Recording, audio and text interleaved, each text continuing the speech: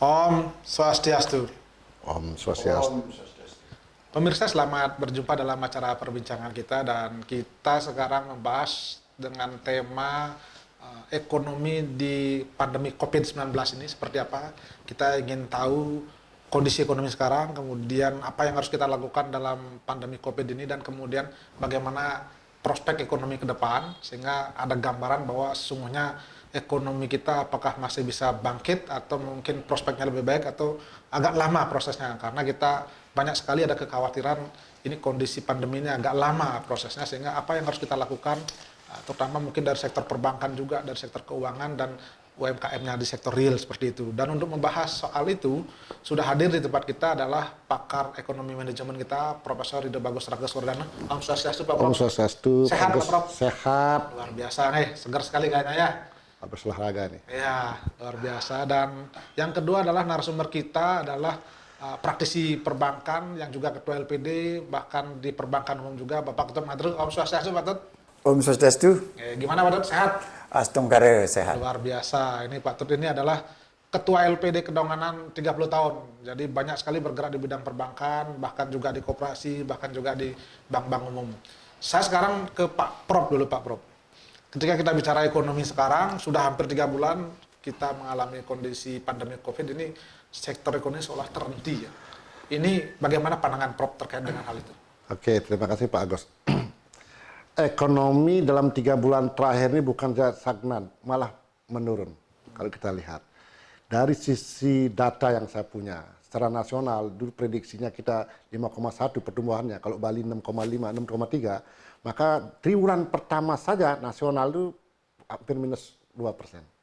Bali 1,83. Kalau lihat dari triwulan per triwulannya, kuarter-kuarternya, dia hampir minus 7,8, hampir 8%. Artinya apa? Ada penurunan aktivitas ekonomi di sana. Dari sisi ekonomi. Tentu rembetannya banyak. Karena penurunan ekonomi, tentu rembetannya bahwa ada pengangguran banyak di sana. Daya beli konsumsi masyarakat menurun. Dan banyak sekali faktor-faktor rembetan dari penurunan ekonomi itu.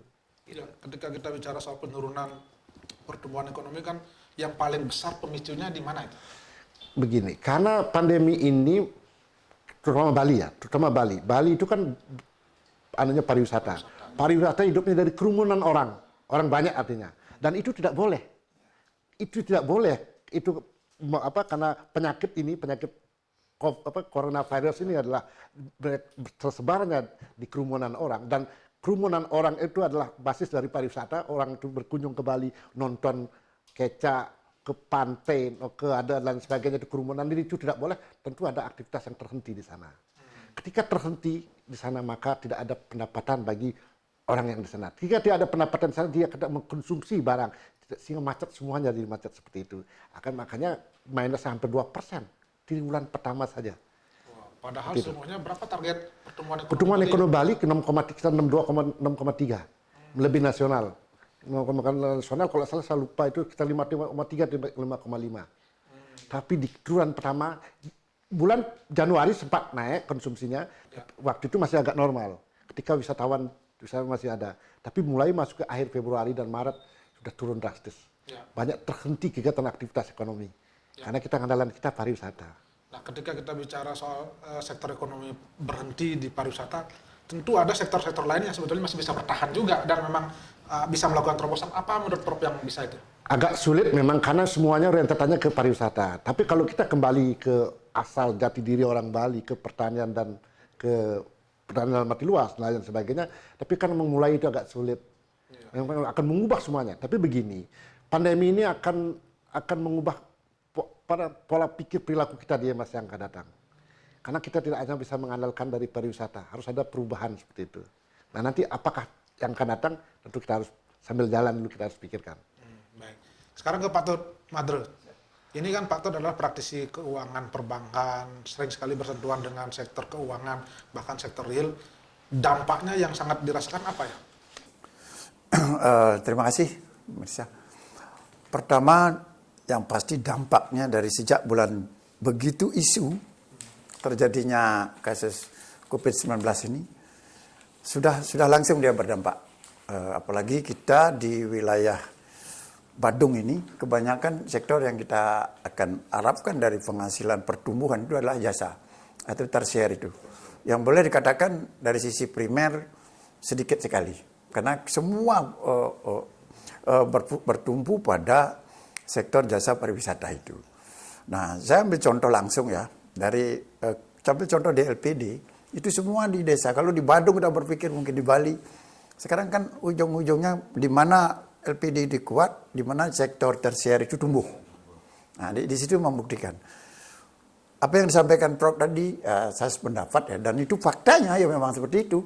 Contoh, kayak di beberapa, di Kuta ya, Kuta Utara sampai ke selatan ini, begitu terjadi COVID langsung anjlok, diam, stag. Apanya nih yang stag ini? Transaksinya? Transaksi, Semua. sudah itu pikiran orang stag, sudah itu ketiga bingung dan lain sebagainya. Dan ketika sudah bingung, karena tidak apa yang disampaikan Prof tadi, sektor pariwisata yang dibutuhkan kerumunan. Sedangkan orang tidak boleh berkerumun. Orang tidak boleh mendatangi tempat-tempat keramaian itu. Orang tidak boleh lagi berdiskusi. Orang tidak boleh lagi transaksi. Nah ini. Contoh kalau saya lihat lagi di daerah yang dulunya sektor yang berkembang adalah perikanan contohnya. Tapi ketika saat ini ketika dia beralih fungsi, karena jasa itu lebih cepat menghasilkan, menumbuhkan perekonomian itu, ya seperti LPD contohnya, seperti kedonganan ini. Sebelum kita tumbuhkan dengan sektor jasa, kita masih ke sektor primer, artikel nelayan itu, memang tumbuhnya lambat. Begitu kita rubah menjadi membangun sektor-sektor lain, istilah Perda 4 2019 sekarang itu BUPDA, Bagus Desa Adat, dengan membangun sektor tersier, jasa pariwisata, warung ikan bakar, begitu ditutup, secara otomatis stag, bingung. Nah, yang kedua, demikian juga kalau ini tumbuh dulu, pancayannya sesungguhnya mampu menumbuhkan penciptaan ekonomi, udah nggak boleh. Orang ngaben rame-rame nggak boleh. Secara ininya keniste jadinya. Kecil pertumbuhan yang mampu memutar itu. Nah, itu artinya kada COVID-19 ini bisa membuat orang nol kembali gitu, seperti tidak harus melakukan apa gitu.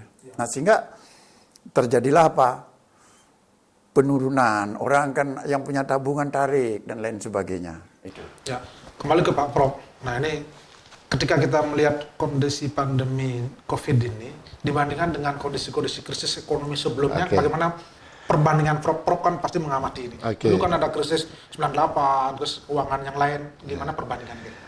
Kalau kita bandingkan dengan krisis-krisis yang lalu, misalkan yang terakhir tahun 98 itu lebih banyak ke politik.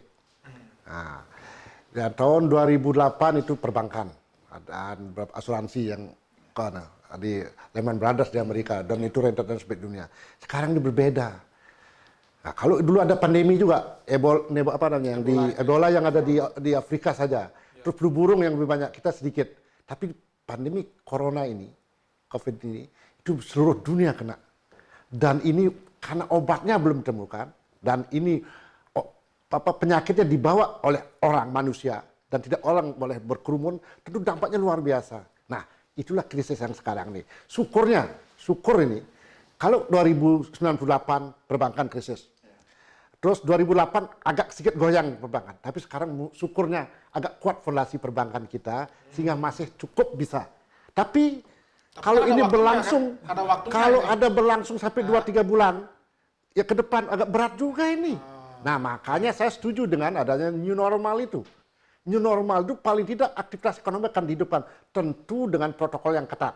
Contoh misalkan, bisnis usaha pabrik misalkan, bekerja ya dihidupkan lagi, tapi orangnya pakai masker, pakai face shield, mulai baru, ketika akan masuk ke pabriknya harus cuci tangan, pakai hand sanitizer, yang dulu tidak kita lakukan seperti itu. Mungkin seperti itu yang harus dilakukan. Kalau tidak dihidupkan aktivitas ekonomi, mungkin bulan Juni, lewat Juni to Juli ini sudah kolap juga semuanya.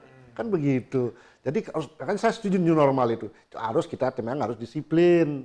Nah, kita harus disiplin. Problemnya adalah apakah masyarakat kita disiplin? Ya, nah, itu problemnya. Baik, kita hentikan dulu sejenak Pak Prof dan Pak Aktep. Dan pemirsa, kami akan kembali nanti setelah pariwara berikut ini.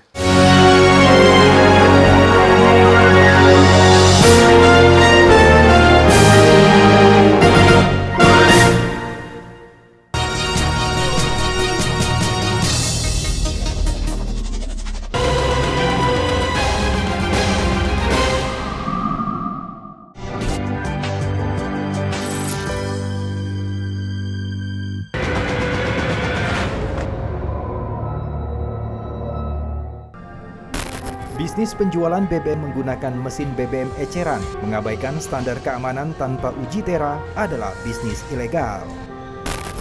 Perjanjian konsesi lahan yang dilakukan oleh PT KCN dengan pihak ketiga dilakukan tanpa melalui keputusan Presiden. Gagasan untuk pemindahan ibu kota ini sudah lama sekali muncul, sejak era Presiden Soekarno.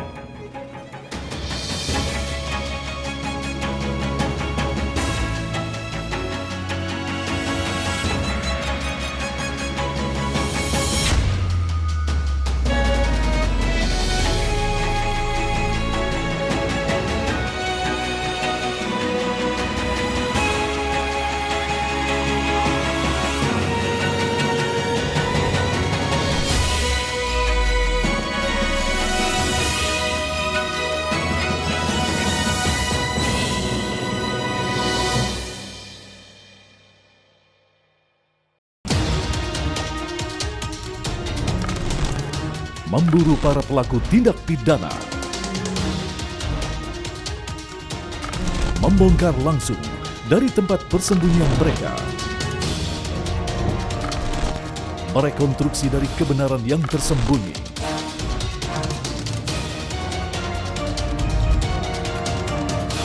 saksikan Buru Sergap hanya di TV One.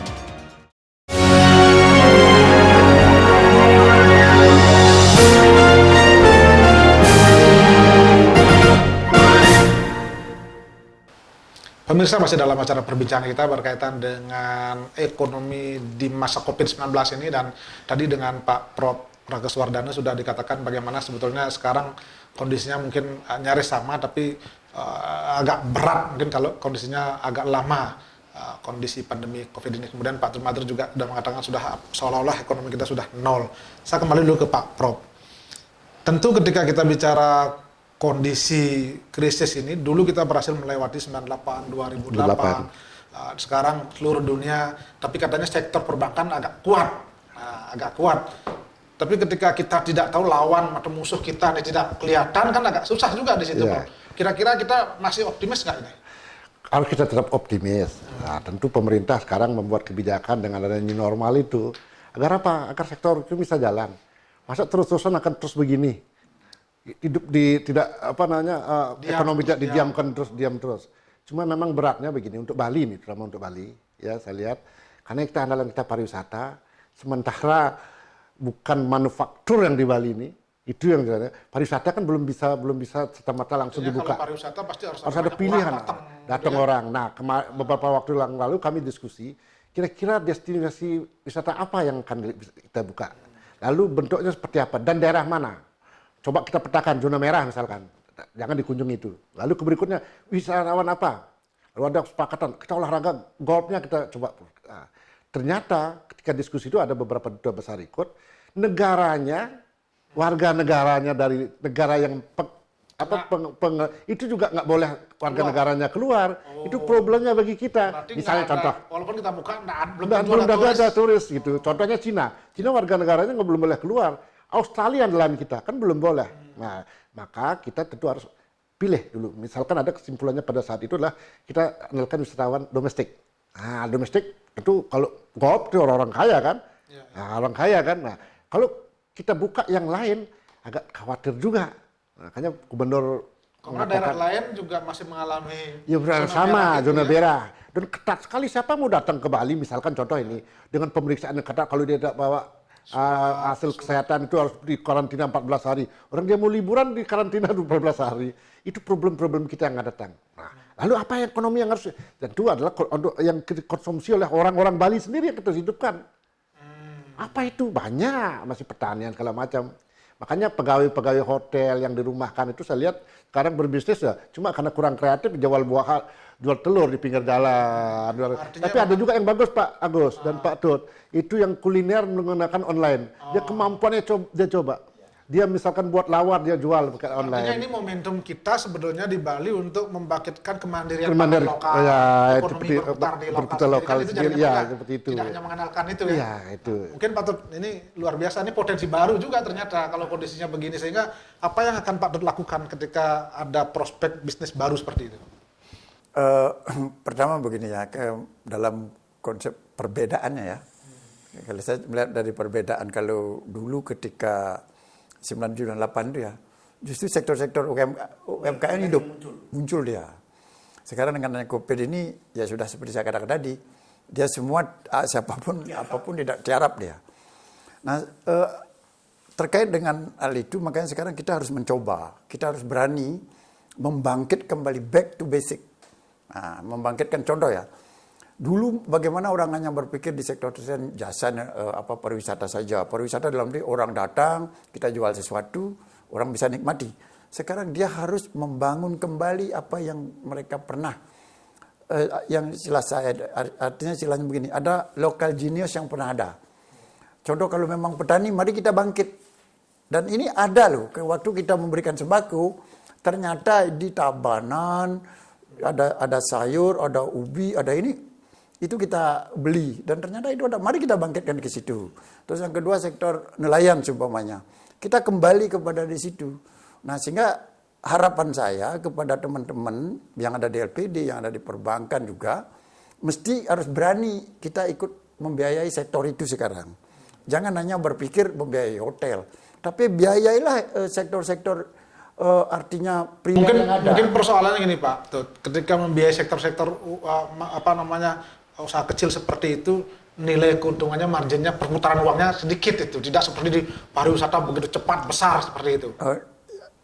Saya kira juga tidak harus seperti itu. Yang penting kan harus ada modernisasi sekarang. Kemampuan kita untuk mengolah sektor itu. Contoh, bagaimana dulu dia hanya sebagai nelayan tradisional. Sudah itu sekarang dari pengalamannya dia sebagai nelayan tradisional, dia tingkatkan lagi.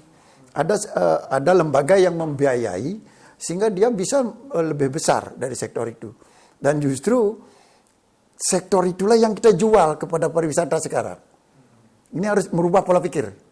Ya, tidak hanya artinya yang sudah contoh nelayan, bagaimana atraksi nelayan. Kita kan harus hidupkan nelayan itu. Itu nanti kepada siapa kita jual? Kepada khusus internal di kita saja? Paling tidak akan terjadi transaksi internal.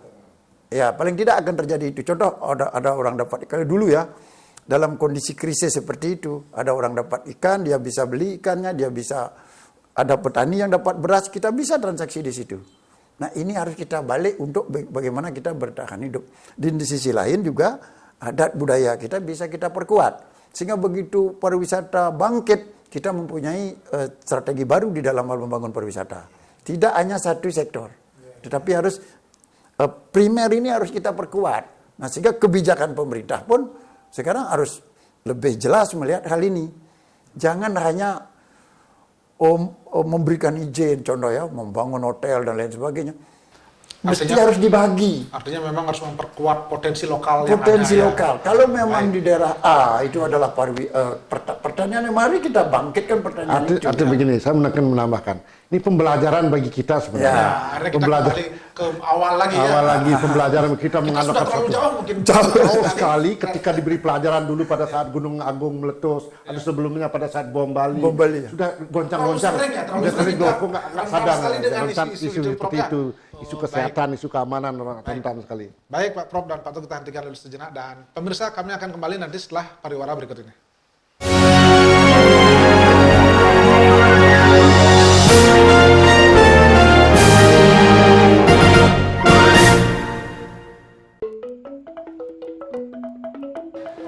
Nanti Bu, Iki yang di Depok. nanti nih. Iki Oh, bongkot, boleh. Sambal kan? Jahe keronten Pak. Yang hitung ya. Nah, berapa sampean? Pak, ampunan uang plastik Pak. Oh, kan? Yang ampun nggak boleh tas. Oh, pun mati Bu. Nggih. Gimana Yang hitung ya.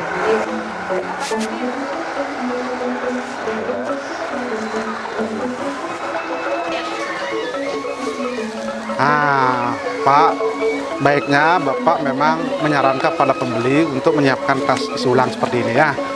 Sekaligus untuk mengurangi penggunaan sampah plastik. Kita menyukseskan peraturan Gubernur Bali yang menyatakan Bali memang bebas sampah plastik ya. Mari kita wujudkan Bali bebas sampah plastik.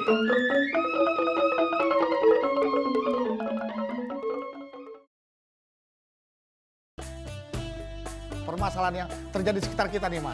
Membahas fenomena yang terjadi dalam sudut pandang agama.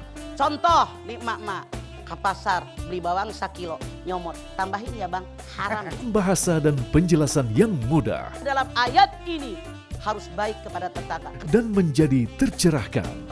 Ibu adalah guru yang pertama buat anak-anak. Orang tua senang bertemu anaknya. Rumah Mama Dede di TV One.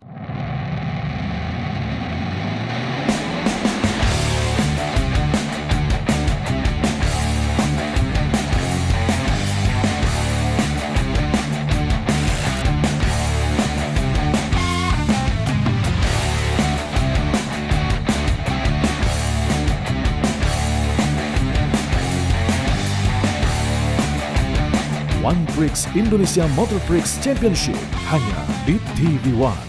Tumpukan sampah plastik yang terdampar ini terbawa aliran sungai Cisadane dan memiliki kedalaman yang mencapai 1 hingga 3 meter dari dasar muara. Berapa banyak pemilik kendaraan mewah yang akhirnya mangkir sampai saat ini? Sekitar 1.140 kendaraan mewah yang belum melakukan pendaftaran ulang lagi. Secara nilai ya sekitar 25 sampai 30 miliar. Inilah saat-saat polisi membebaskan seorang ibu dan 2 anaknya yang disekap di rumahnya sendiri. Kabar pagi di TV One. Selamat siang pemirsa, saya Maria Kerada dan inilah Sidik Jari selengkapnya.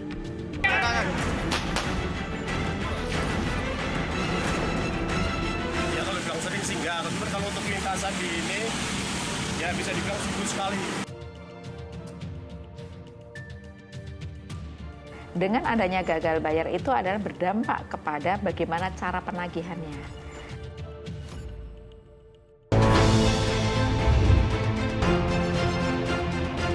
Menemani waktu siang Anda.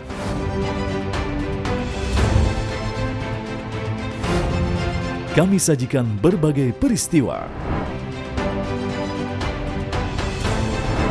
Lengkap dan terpercaya.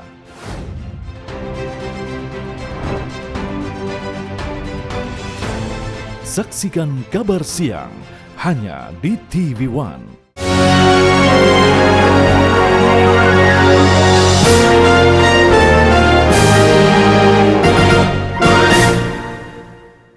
Pemirsa, masih dalam acara perbincangan kita berkaitan dengan ekonomi di masa COVID-19 ini. Tadi kita sudah bicara dengan Pak Prof. Rageswardana dan juga Pak Tut Mantre. Sesungguhnya memang kita kembali ke basic, kembali ke awal, bahwa kita perjalanan kita mungkin khususnya di Bali terlalu jauh mengandalkan pada sektor pariwisata. Namun dengan kondisi sekarang kita harus kembali melihat lagi kearifan lokal dan potensi lokal yang ada seperti apa, sehingga kita ekonomi kita bisa berputar di dalam sebetulnya di Bali sendiri. Saya sekarang ke Pak Prof. Ketika sekarang kondisi begini kan boleh dikatakan pemerintah baik di pusat maupun di daerah agak kelabakan ini mengambil kebijakan-kebijakan, sehingga karena memang ini pengalaman pertama kita menghadapi kasus seperti ini, sehingga menurut Pak Prof, bagaimana upaya-upaya yang dilakukan oleh pemerintah saat ini untuk menstimulus perekonomian kita, sektor-sektor yang ada di Bali khususnya? Oke, terima kasih Pak Agus. Pertama gini, ketika pandemi ini memang tidak dibuat tidak siap seperti itu. Contoh misalkan di Pemkab, selama ini Pemkab itu mengandalkan PAR. Provinsi hanya mengandalkan dari biaya balik nama motor dan pajak kendaraan bermotor. Nah, sekarang ke PR dulu.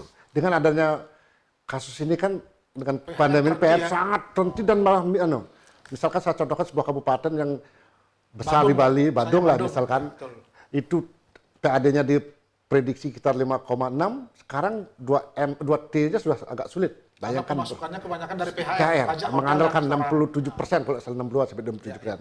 Demikian juga untuk Provinsi Bali. Provinsi Bali selama ini mengandalkan dari sektor biaya nama dan pajak kendaraan bermotor.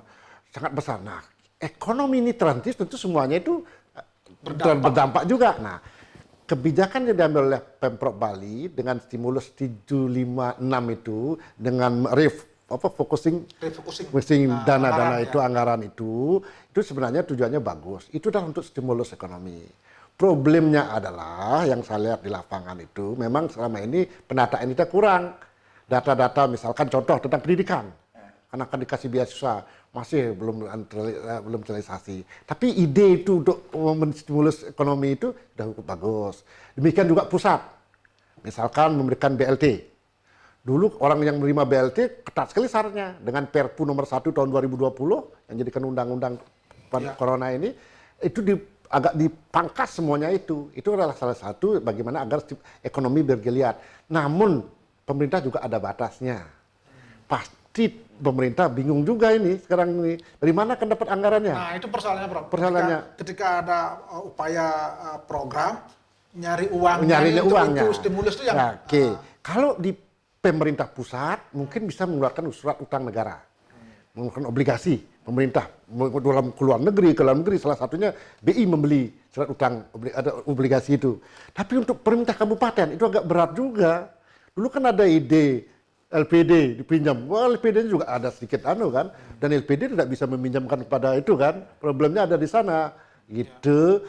LPD juga sekarang sedang agak pasti juga akan mengalami masalah karena masyarakat orang yang nabung menarik berkurang dan menarik yang banyak dan juga ada kredit agak sedikit tersendat-sendat macet lah kalau dalam macet tersendat-sendat relaksasi dan itu semuanya jadi sulit juga meskipun dulu mungkin over liquid dulu sekarang agak sulit juga.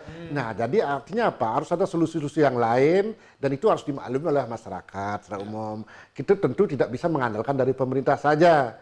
Pemerintah sudah berusaha mencoba menalangi dalam tanda petik kita kebutuhan itu, tentu kita juga harus rasional juga berpikir. Artinya harus ada produktif juga. Itu tadi saya katakan misalkan orang itu karena kepintaran membuat kuliner, dia jualan kuliner, membuat apapun bisa. Orang dulu kerja jadi koki di hotel, mungkin dia membuat rumah dijual lewat online dan seperti itu yang kita bisa untuk atasi sementara ini. Baik, Pak Tut. Nah ini satu sisi sekarang kan boleh dikatakan anggaran mengalami masalah, artinya memang tidak ada uang lah kasarnya berputar. Ini LPD kan banyak sekali sebetulnya punya aset bahkan di Bali sampai 21 triliun ya. Ini nggak bisa digunakan ini untuk Bali nih membantu. Coba Pak Tut sebagai praktisi LPD ini. Begini, kalau terkait dengan apa yang dibeli oleh LPD 20, anggaplah aset yang tertinggi 24 triliun itu sesungguhnya kan aset yang dimiliki itu kan aset dana pihak ketiga. Artinya karena LPD juga adalah lembaga intermediasi. Nah, satu sisi memang kita cukup kewalahan sekarang ini. Apalagi yang saya ukur ya, dari yang memiliki tabungan 10 juta ke bawah, itu secara otomatis, dari data yang saya dapatkan, itu sampai bulan Juli ini udah habis dia. Kenapa? Saya ambil contoh di Kedonganan, dengan pola yang kita bangun membantu masyarakat lewat keuntungan LPD itu, lewat labde yang diperoleh oleh LPD kita kembalikan kepada masyarakat. Anggaplah Kedongan ambil contoh 4 miliar yang kita ini kan. Itu rata-rata per orang per kepala rumah tangga itu dapat 600 ribu. Yang 600 ribu itu hanya cukup untuk kebutuhan makan. Nah, sedangkan ada bayar listrik, bahkan ada bayar sekolah sekarang. Sudah itu bayar pulsanya yang tinggi karena online itu. Itu rata-rata masyarakat menghabiskan paling rendah 3 juta. Kalau dia mempunyai tabungan 10 berarti 3 bulan. Walaupun kita kasih sembako. Nah sehingga pastinya terjadi penurunan. Sedangkan bantuan yang kita berikan itu hanya bersifat mengerem sementara. Sehingga saya coba menghitung. Kalau ini terjadi sampai Desember, satu LPD akan menghabiskan 50 miliar. Luar biasa. Itu pasti, karena kita hitung itu. Kalau ini sampai Desember. Karena kan begitu yang 10 miliar, kalau seperti kita punya, anggaplah yang 10 juta itu ada lagi 1.000 orang, berarti kan 10 miliar. Nah selanjutnya, ini habis, akan muncul lagi yang 15 juta. Akan narik lagi. Nanti deposito yang 50 juta juga ditarik. Nah ini... Artinya boleh ditanya sekarang ini, Pak Tut, orang perbankan, ini bank kita kuatnya sampai bulan berapa ini? Berapa bulan lagi kalau tetap begini Nah, kondisinya? sekarang kalau dia itu kayak di bank, dia itu kan modalnya bersumber dari pemegang saham. Seberapa kuat dari modal yang dimiliki oleh bank itu. Karena kita berbeda dengan bank. Tadi Pak Prof menyampaikan kalau itu bank pemerintah mungkin ada surat utang dan lain sebagainya. Sampai di mana juga kepercayaan saya tidak tahu. Apakah seperti BPR dapat suntikan itu? Mungkin juga tidak. Demikian juga kayak koperasi banyak sekali loh. Yang kasusnya sama dengan LPD. Kalau misalnya sampai Desember ini kondisinya, banyak kan kira-kira bank yang akan bangkrut, mohon maaf itu. Bisa jadi. Bisa jadi ya? Bisa jadi. Karena orang narik terus. Sisi lain, ada kebijakan yang... Karena sudah ada relaksasi itu, nggak bisa membantu loh. Relaksasinya apa? Bentuknya. Relaksasinya hanya untuk penundaan pembayaran bunga. Sedangkan sumber penghasilan bank ada di bunga. Di sisi lain juga tidak ada angsuran. Semua yang pinjam diam, yang punya uang narik. Nah, coba logikanya. Artinya sekarang kondisi Pak Tut dan kawan-kawan di perbankan agak ketar-ketir juga. Lumayan. Sport jantung ini ya. Bukan ketar-ketir. Mau kalau ini terus ini resikonya sangat tinggi. Karena kan pastinya orang kan narik loh. Orang narik, bunga sudah direlaksasi. Tidak bayar. Tetap sementara bayar biaya operasional harus keluar juga misalnya. Sedangkan bayar bunga, ini lagi listrik segala macam. Artinya overhead cost-nya itu kan pasti. Baik, ini menarik ini. Kita hentikan dulu sejenak ya, Pak Tut, Madru, dan Pak Prof. Dan pemirsa, kami akan kembali nanti setelah pariwara berikut ini.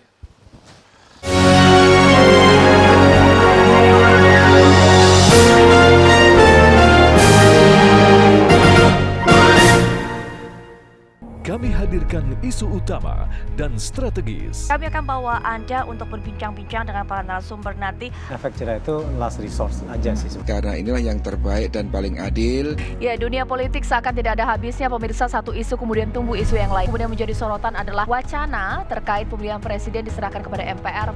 Polemik sensitif. Mungkin Majelis Salim lapor lah gitu. FPI sudah mengajukan permohonan. Apa kabar Indonesia Malam di TV One? Laga para petinju terbaik dunia disaksikan jutaan pasang mata.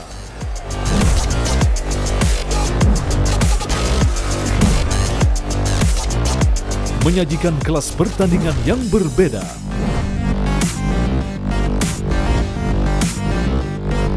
Saksikan Best World Boxing hanya di TV One.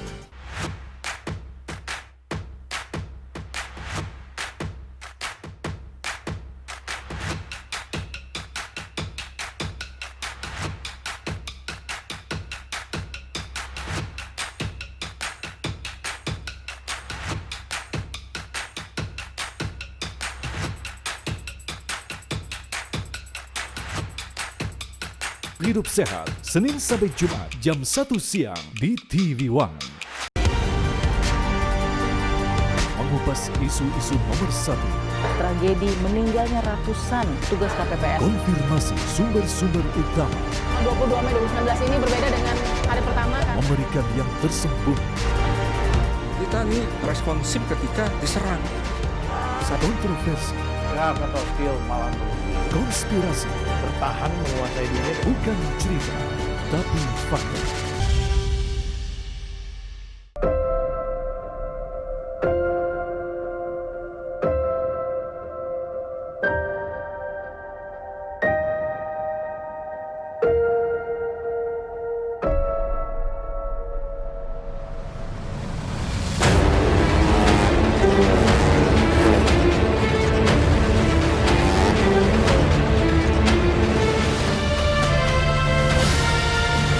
One Prix Indonesia Motor Prix Championship. Rumah nanti Bu? Iki yang di depot. Nanti nih? Iki. Oh, bongkot boleh. Sambal kan? Kemantan Pak. Yang hitung ya? Nah, berapa sama yang? Pak, ampunan uang plastik Pak. Oh, kan? Yang ampun nggak boleh tas. Oh, ampun mati Bu eh. Yang hitung ya?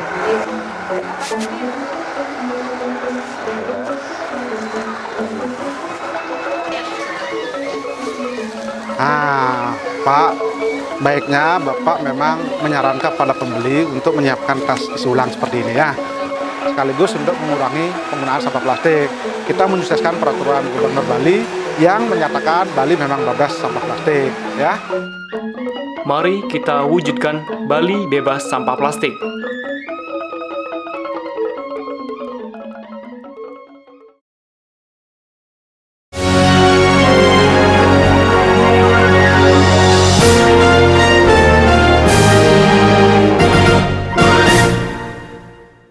Pemirsa, masih dalam acara perbincangan kita berkaitan dengan ekonomi di masa COVID-19. Tadi kita sudah bisa bicara dengan Pak Prof. Pragaswardhana dan Pak Tut Madre bagaimana stimulus yang dilakukan oleh pemerintah dengan berbagai kebijakannya itu memang diharapkan bisa membangkitkan sektor perekonomian.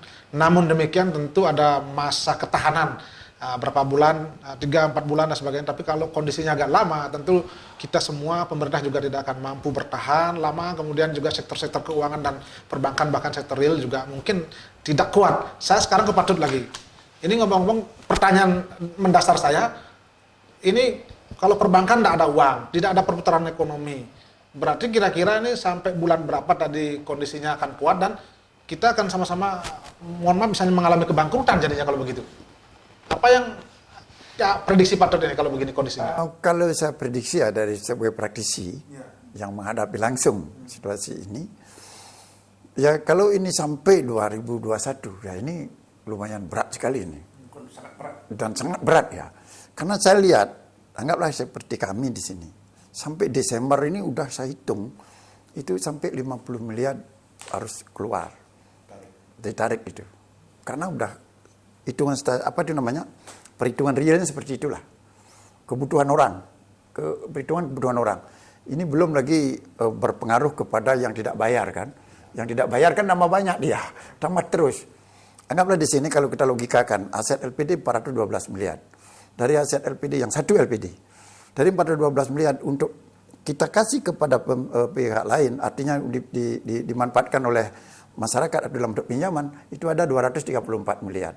136 miliar loh, atau 160 miliar loh yang kita buatkan untuk alat likuiditas. Tidak akan cukup itu sampai Desember itu. Karena orang akan wait and see, orang akan menunggu apakah saya diamkan di bank itu atau saya pegang, atau saya berikan yang lain. Mungkin logikanya begini Pak.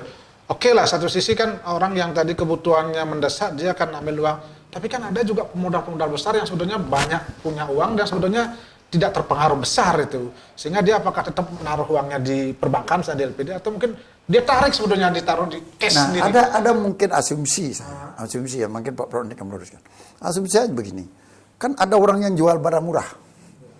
Ini dia akan tarik untuk berinvestasi ke situ.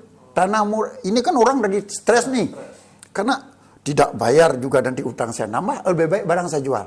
Terjadilah ini harganya berarti dilelang, harganya murah-murah, dan yang punya uang dingin akan ngambil itu. Yang harusnya dia harganya 70 juta umpamanya, bisa jadi 35, dia lebih baik beli.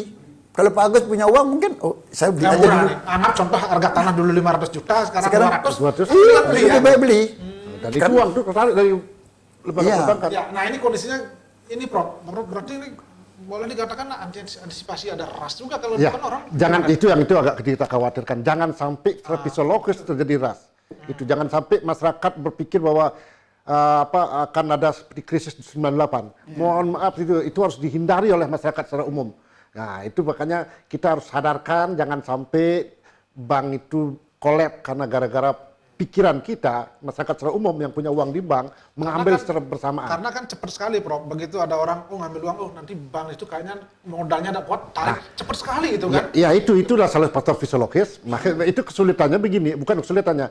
Kalau bank LPD kuat masih, misalnya orang ngambil ada uangnya dan itu berseri, masih aman, kan itu faktor trust kepercayaan. Tapi begitu suatu saat misalkan ngambil tiga orang, cerita dengan mana itu menyebar, itu bahayanya di sana. Nah ini Patut gimana? Contoh di LPD sendiri atau mungkin di perbankan Patut sudah mulai nggak ada yang begitu sekarang? Astungkare kalau kita ini meyakinkan masyarakat. Nah tadi faktor trust itu sangat penting. Nah, contoh kita logikakan mereka, kita ajak mereka. Kalau LPD ini kan milik masyarakat. Kita ajak mereka untuk mengamankan. Artinya diberikan penjelasan. Penjelasan contoh, Bapak Ibu saya kasih sembako tujuannya apa? Ini adalah gering gumi ini jak makejang kena. Artinya semua orang kena. Kedua, janganlah berpikir negatif terhadap apa yang Bapak miliki. Nah, kalau dia nabung di bank, berpikirlah positif. Itu. Artinya jangan berpikir nanti ini uang saya tidak akan bisa Ya, ditarik. yang ketiga yakinkan bahwa ini pasti akan kembali. Badai pasti berlalu. Nah ini Yakin itu Pak ya, bahwa keyakinan itu yang ditanamkan. harus kita itu tanamkan itu. dan terus ditanamkan. Kalau kami begitu. Rata-rata bagaimana respon mereka yang naruh uang yang Astungkare ya kalau di LPD ini dia jadi bertahan. DPK bertahan. Termasuk yang saya duga akan narik 5 juta, 10 juta itu diam. Cukup kita arahkan, gimana cukup enggak sembakonya 600.000? Astungkare cukup Pak. Nah cuman sayangnya listrik dan lain sebagainya. Ini kami harus tarik. Kami punya data bahwa untuk apa dia menarik dana ini. Nah pesan saya kepada seluruh teman-teman pengelola keuangan, khusus LPD, demikian juga BPR ya. Ini harus benar-benar di ini. Sekarang artinya benar-benar kita harus hati-hati melihat gerakan, simptom daripada nasabah ini. Ini dia narik untuk apa? Kalau kami punya, ada yang narik, kenapa lagi narik beli sembako untuk siapa? Oh, karena tetangga kami kurang. Oke. Ini narik untuk apa? Untuk bayar listrik. Ini narik untuk apa? Karena kami dulu ngebon. Artinya tidak sampai ada nasabah yang menarik dilarang, ada nggak yang begitu? Karena pendekatan kita lakukan, etikanya kan kita tidak boleh melarang dicoba, barang. kalau bisa jangan ditarik seperti itu. Ya, bahasanya seperti itu. Strategi untuk meyakinkan supaya dia percaya dengan kelembagaan yang dia miliki, itu yang terpenting. Nah Pak Prof, ini kan ternyata kan kuncinya di perbankan itu. Ketika ada isu misalnya orang menarik uang kemudian ada trust, kan berpengaruh ke sektor lain. Betul nggak itu kuncinya? Ya benar, itu di sana tepatnya. Itu kalau itu sampai tidak percayaan itu muncul, itu berbahaya.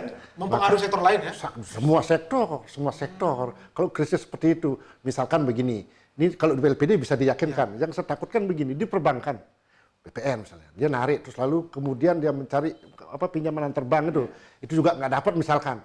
Lalu cerita 2 orang 3 orang bahwa depositonya nggak bisa dicairkan, tabungannya nggak bisa tarik, itu bercerita dan itu peran media yang luar biasa, itu juga sangat berbahaya. Makanya pesan kita mungkin salah selaku pengamat ekonomi, selaku orang yang di bidang keuangan, kita harus percaya loh, masih kuat kita seperti itu. Ya saya harus yakinkan perbankan kita masih kuat. Ya, harus yakin kita 98 mampu kita melewati 2008 kita mampu lewati. Harus yakinkan itu masyarakat. Sudah kita sekarang juga mampu juga gitu.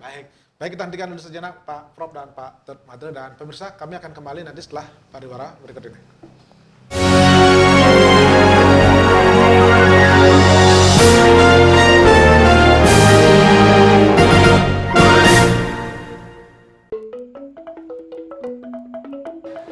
Nanti Bu? Iki yang di Depok. Nanti nih? Oh, bongkot, boleh. Sambal kan? Kemantan Pak? Yang hitung ya? Berapa sampean? Pak, ampunan uang plastik Pak. Oh, kan? Yang punya betas. Oh, pun masih Bu eh. Gini, yang hitung ya?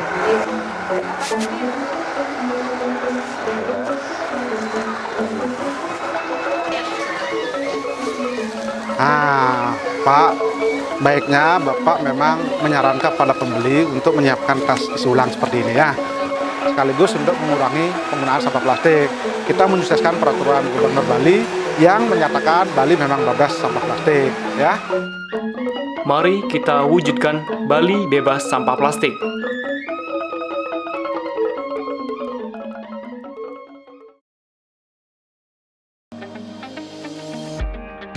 Membuka hari, kami mengabarkan ragam peristiwa terkini dari berbagai penjuru negeri. Saya sudah standby di sini dari pukul 5 subuh. Mengulas dan membahas isu-isu yang mengguncang publik.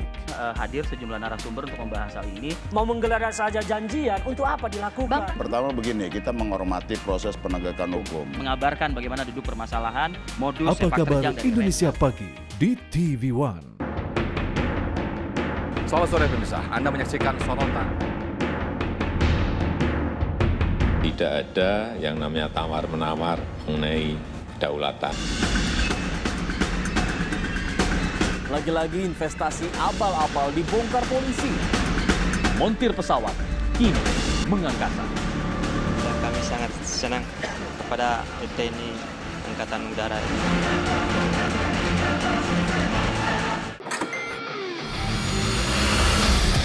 Rangkuman peristiwa dari arena otomotif. Dari hingar-bingar panggung balapan hingga pernak-pernik modifikasi,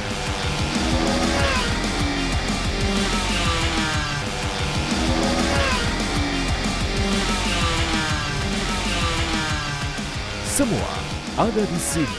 Auto One di TV One. Setiap masa melahirkan banyak peristiwa. Bung Karno penolak musik-musik barat. Disinilah Benyamin menemukan musik-musik gambang kromong dan memodernisirnya dan mulai menyanyikannya. Misalkan salah nih 10 kali take ya, itu bisa beda-beda loh kata-katanya. Piringan hitamnya cukup banyak, kita simpan di dalam sini. Apa yang menjadi catatan sejarah dan siapa yang menorehkannya? Malaka ditahan oleh warga pengawalnya ditembak mati. Haji Agus Salim dianggap sebagai Dwi Tunggal dengan Cokro Aminoto. Rafid Topan, pembalap syarat pengalaman di kancah nasional dan internasional ini, ingin menuntaskan ambisi juara di One Prix musim mendatang. Memiliki talenta dan skill lengkap, membuatnya selalu tampil agresif. Mampukah Rafid Topan mewujudkan mimpinya merebut gelar juara nasional? One Prix 2020 segera di TV One.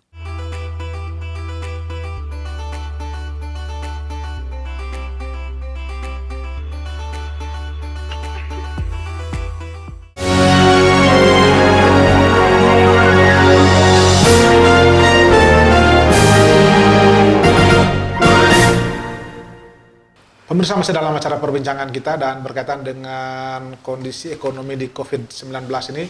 Tadi memang kita diskusinya menarik sekali karena ada semacam kekhawatiran dalam kondisi pandemi yang agak panjang. Tapi sebetulnya kita bisa melewati itu kalau kita memang yakin. Dan ini sebetulnya memerlukan kerjasama semua pihak. Tidak saja sektor pelaku ekonomi, tapi juga masyarakat. Terutama menyangkut trust, kepercayaan itu. Sehingga kita memang sama-sama bisa bangkit. Saya kembali ke Pak Prof. Berarti kuncinya sekarang bagaimana kita percaya dengan pemerintah khususnya, percaya dengan sektor-sektor ekonomi perbankan yang menopang itu kan. Ya. Nah, ini apa yang harus kita bisa lakukan, khususnya mungkin dari pemerintah, dari pemegang-pemegang kebijakan, kepada masyarakat bahwa masyarakat percaya bahwa kita akan bangkit dalam kondisi ekonomi. Oke. Pertama tentu gini, kalau saya lihat kita orang-orang beragama semua kan. Ya. Pertama kita tentu harus berdoa dulu, karena itu kunci agar pandemi ini berakhir. Nah, mungkin masih berlangsung lama, suatu saat pasti akan berhenti. Tapi dalam proses yang sekarang ini apa yang harus kita lakukan? Kita lakukan. Jangan sampai kita menyalahkan pemerintah, jangan sampai kita menyalahkan elit-elit lokal dan lain-lain. Kita semua seperti yang katakanlah, ini gering gumi. Gering gumi ini artinya semua orang kena. Kita berada di samudera yang sama, badainya tapi berbeda tempatnya. Ada yang di perahu, ada yang di kapal, ada yang di sampan. Kena badai semua, kita kena badai semua, maka kita harus tentu apa yang harus kita lakukan, hal-hal positif, produktif. Nah, misalkan contoh ini, saya selaku dosen, ketika masa pandemi ini di rumah terus, maka menulislah, misalnya begitu. Lalu ketika orang yang biasa bekerja di hotel, dia misalnya bagiannya apa, misalnya koki, dia tentu harus produktif juga. Paling tidak dia untuk bisa hidup. Tadi dikatakan, mungkin keuntungannya kecil, daripada tidak sama sekali. Dia harus berputar. Kalau dalam akuntansi manajemen yang nutupin biaya variabel saja lah dulu. Ya paling tidak seperti itu. Bisa hidup itu. Daripada tidak berada perputaran ekonomi. Tapi ya. Pak Prof optimis ya. Dengan kondisi new normal nanti kita akan sebenarnya harus tetap optimis. Meskipun tidak cerah dulu Roy. Tapi optimis bahwa kita bisa hidup. Kita harus bisa melewati ini. Harus yakin, harus yakin itu. Kalau tidak kita pesimis kan bahaya juga. Ya. Kita harus tetap optimis. Suatu saat pasti ini akan berakhir. Ya. Dan ini akan lebih menjadi. Karena ini adalah pelajaran bagi kita semua. Kita harus introspeksi diri. Mungkin terlalu mengandalkan pada hanya satu sektor saja, maka harus berpikir holistik sekarang. Ya. Oke, Pak Tut, kita dengan kondisi yang sekarang berarti kita memang harus bangun keyakinan kita bahwa sektor ekonomi kita akan cepat bergerak, bahkan pemerintah sekarang sudah mulai agak upaya untuk menerapkan new normal seperti itu. Bagaimana pandangan Pak Tut dengan adanya kehidupan new normal nanti kira-kira? Ya pandangan saya sih begini, kita harus berkonsep dengan 3 U sekarang. U satu itu tulus ya. Ya, sampaikan oleh Prof tadi, kita harus berdoa, kita harus merenung, menang dan ning untuk semua itu. Dan sadari, rasakan apa yang terjadi sekarang adalah merupakan momentum kita untuk bangkit.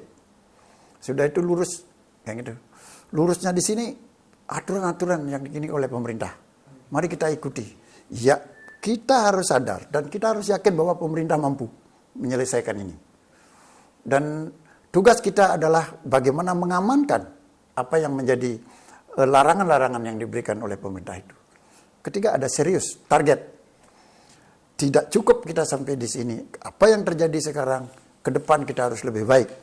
Kenapa? Nah, itulah sebabnya saya kebetulan di bagi 4 di Majelis Desa Adat ya, di bidang ekonomi adat itu ada momentum yang luar biasa di situ, yaitu Perda 4 2019 pasal 60 memberikan ruang kepada kita khususnya di desa adat yang mana sekarang menjadi garda terdepan di dalam COVID-19 nih. Desa adat loh, garda terdepan. Iya, sudah itu yang kedua desa adat bersama LPD-nya. LPD pemerintah belum mengeluarkan itu, kita sudah berani. Itu artinya peran desa adat dengan lembaga yang dimiliki ini mesti harus mendapat perhatian. Target kita ke depan adalah bagaimana desa adat ini harus mandiri. Tidak saja ketika ada sesuatu baru desa adat itu berperan, tetapi sebelum terjadi desa adat itu harus siap kemandirian itu. Yang demikian juga selanjutnya. Siapa yang bisa membangun sektor primer? Desa adat. Itu semua ada di desa adat. Artinya kita punya potensi kearifan lokal yang sebenarnya bisa digerakkan. Iya, genius kita harus bangkitkan lagi. Kita harus bangun lagi. Sehingga apa yang disampaikan Pak Prof tadi, saya setuju. Kita tidak aja pada satu tiang. Kita harus memiliki banyak tiang. Paling tidak konsep filosofi Bali itu ada 4 sesaka, ada 6 sesaka, ada saka kudus. Dan menurut Pak Prof itu pemerintah Bali khususnya apakah sudah menuju ke sana kira-kira sekarang ini? Saya lihat sudah. Itu diatur bahkan di Perda 4 2019. Yaitu di pasal 60 ada labdo pencengkeraman desa, ada baga usaha perdewan desa adat. Di situ semestinya kita sebagai Kerama Bali ini harus sadar bahwa perlindungan yang diberikan oleh pemerintah terkait dengan usaha-usaha yang dibangun oleh desa adat ini harus dimaksimalkan, harus dimanfaatkan. Karena di situ juga boleh kok, apakah baga usaha perdewan Kerama, berarti perusahaan bersifat perorangan. Baga usaha perdewan Banjar, berarti kelompok. Atau baga usaha perdewan desa adat, berarti milik adat. Satu sama lain kalau bisa mampu kita sinkronkan ke depan dan bersama dengan lembaga keuangan yang ada saling simbiosis mutualistis dia. Kalau ini sangat kuat dan ini sudah sangat terbukti, kita akan kuat ke depan. Dan saya mempunyai optimisme itu dalam konsep serius. Baik, terima kasih. Kemudian Pak Prof, terakhir harapan Pak Prof bahwa kita harus bangun optimisme dalam kondisi ekonomi sekarang. Ke depan ini kita akan mampu bangkit dan Bali khususnya akan bisa lebih baik dari kondisi sebelumnya. Apa harapan Pak Prof?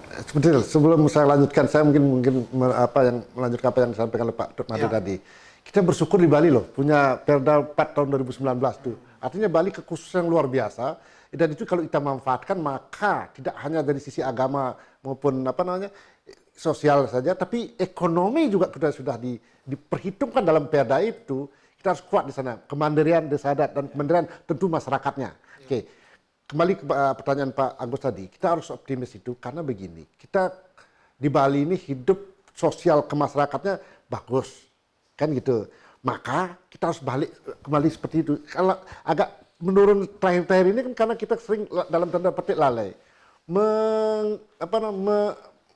menafikan keberadaan teman-teman kita, meminggirkan. Misal contoh begini, misalkan ada sering saya temui di lapangan ini, ketika teman kita jual canang, harganya 20.000, ada orang lain yang jual canang harga 15.000, yang bukan orang Bali, itu dibeli, nah, itu balikan lagi. Logikanya mungkin meme-nya, marilah kita berbelanja di rumah tetangga sendiri. Dupe saya pernah temukan. Hanya beda lagi 2.000 kok bisa pindah. Kenapa nggak kita hidupkan teman kita sendiri? Masuk tadi yang bagusnya dia di kedonganan ini Pak Ketut Made, konsepnya itu bagus sekali. Perputarannya kan di situ kan perputarannya. Ekonomi pasti akan bagus juga kalau perputarannya. Artinya saatnya kita sekarang berpaling kepada saudara-saudara sudah kita sendiri. Jangan itu sampai kan ekonomi dipegang di oleh luar. Kita bergantung pada luar semata. Ya. Dan juga begini, saya tadi sempat diskusi sebelum ini, kita coba buat untuk kebutuhan upakara itu, pancayatnya itu.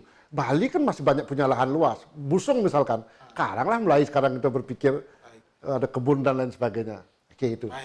Baik, terima kasih Pak Prof, luar biasa perbincangan kita juga Pak Tun Madre. Mudah-mudahan ini bisa memberikan inspirasi bahwa kita semuanya dengan kondisi pandemi COVID ini kita tidak hanya bisa diam, mengeluh, menyalahkan, tapi kita berusaha melakukan terobosan-terobosan dan paling tidak kita akan mampu bangkit dan optimis kita akan bisa kembali baik.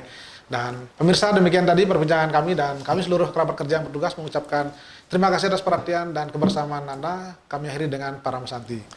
Om Santi, Santi, Santi, Om.